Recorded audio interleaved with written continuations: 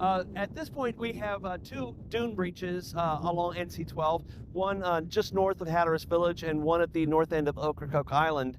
At those places, there is a lot of water and a lot of sand covering the road. Because there's water and sand covering the road, I've not been able to check and see if there's any pavement damage yet, but we are hopeful that there is none, and that once we clear it, we'll be able to reopen the roads.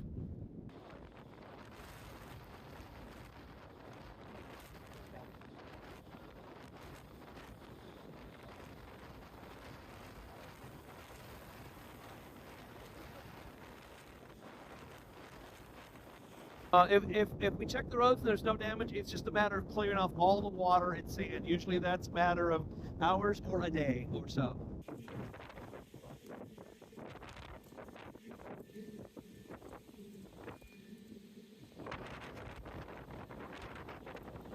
So we've still got a long way to go for this to make sure that we're clear from Hurricane Erin.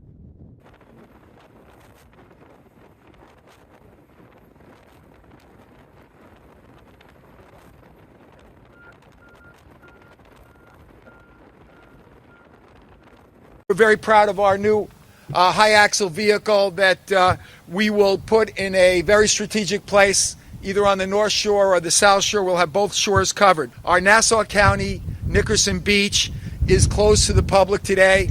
The water was coming up close to the dunes. There was a possibility it could have reached the parking lot. We didn't want cars stranded. We didn't want people in jeopardy, so we have closed the beach. We will make an evaluation as to whether to open it tomorrow.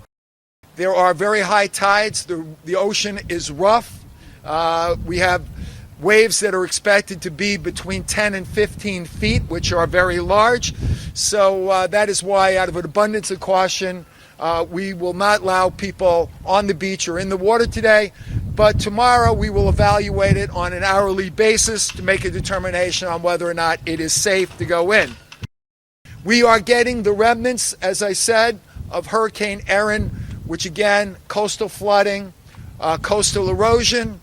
We are preparing for that. At this time, I am not anticipating that I will have to make an evacuation order in Nassau County.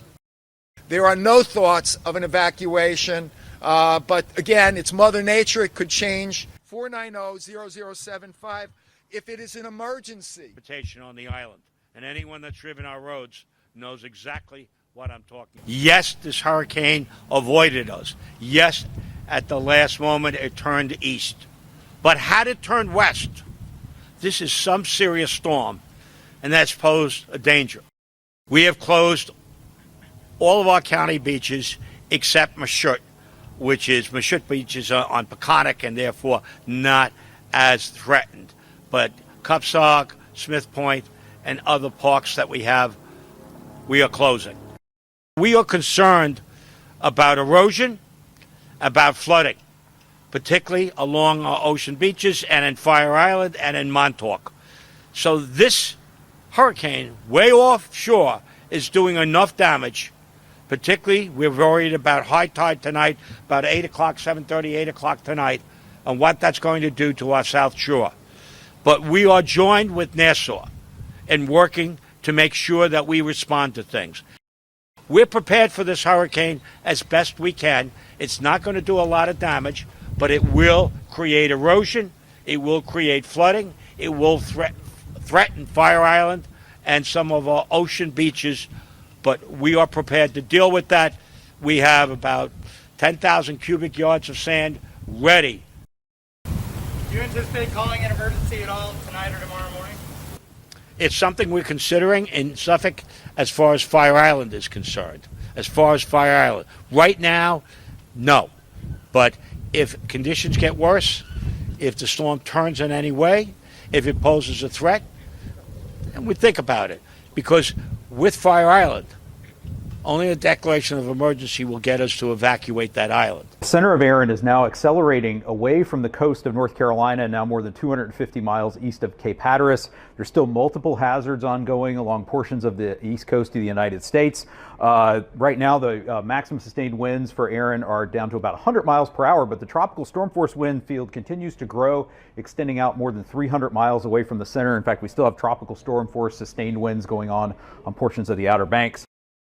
We can see everywhere in red, almost the entire U.S. East Coast pretty much, still with a high risk of dangerous surf and rip current conditions today into tomorrow. And the ocean is going to take a long time to calm down, even after Erin accelerates off into the North Atlantic. So please pay attention to those beach warning flags. Stay out of the ocean if it does not appear safe.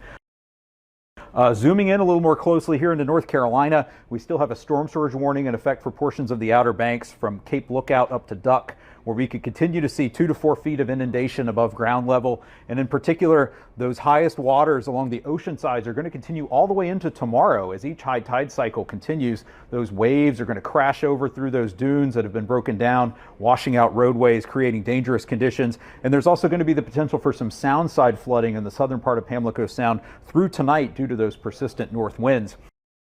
There is the potential for inundation of coastal flooding 1 to 3 feet above ground level for lower portions of the Chesapeake Bay, the Delmarva Peninsula, the Jersey Shore, South Shore of Long Island. Going to continue to be some coastal flooding there in addition to those dangerous surf and rip currents.